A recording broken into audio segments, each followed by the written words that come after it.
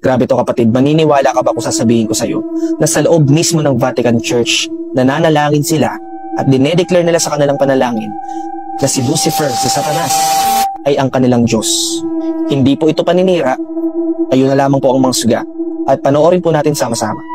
So expose po natin ang bagay na ito. Flammas Deus, Lucifer matusinus invenias, Idei in quam Lucifer qui nescito casum. Grabe, tumatayo balahibo ko. Tingnan nyo yung translation na nasa baba yung translation. At actually, na-research ko din yung Latin word na dinadasal at kung ano yung talagang convert. Tama naman. Ito talaga yung pagkakatranslate sa English. Christus filius tuus, qui regressus ad inferis, humanos generis elegosibus is, est cum vivit regnat in saecula saeculorum.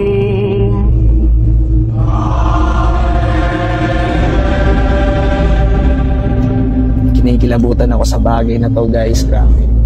So makikita nyo po doon, dinedeclare nila na si Lucifer ay anak niya, si Jesus Christ. Sinabi pong ganon. So, mas malala po ito sa Mormons, no? Kasi yung Mormons, ang paniniwala nila, si Lucifer, si Satan, at si Jesus ay magkapatid. Pero mas malala to. Kasi, sinasabi nila na si Lucifer ay anak daw ni Lucifer, si Satan, si Jesus Christ. So, para bang pinapalitan nila na yung God the Father, si Lucifer. So, hindi ko alam kung totoo ba to, pero meron tayong video na makikita at may proof tayo. So, sa lahat po ng Catholic na nanonood, huwag po kayo magagalit sa akin. Kayo po yung magpaliwanag ng bagay na to. Kung hindi ito totoo, i-explain nyo po ito.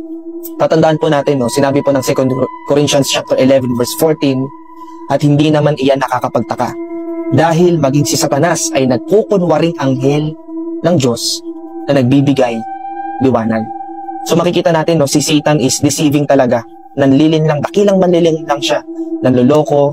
He is the father of all lies. Sinabi po ng John chapter 8 verse 44, ang diablo ang inyong ama, at kung ano ang gusto niya, iyon ang ginagawa ninyo. Siya ay mamamatay tao mula pa sa simula, at ayaw niya ng katotohanan dahil walang katotohanan sa kanya. Likas sa kanya ang pagsisinungaling dahil sinungaling siya, at siya ang pinagmumulan ng lahat ng kasinungalingan. You know what? Isa sa mga strategy ni Satan is manlinlang. Pag sinabi po nating panlinlang, deceiving, ibig sabihin po nito, pinagmumukha niyang tama yung mali. Kumbaga yung mga maling bagay o yung mga kakultuhan, yung mga kasinungalingan, nagmumukhang yun yung tama. Okay, alam ko, medyo offended to, lalo na sa mga Katolikong kapatid nating Filipino. Pero bago po mauna yung inyong emosyon, lawakan po ninyo yung inyong isip.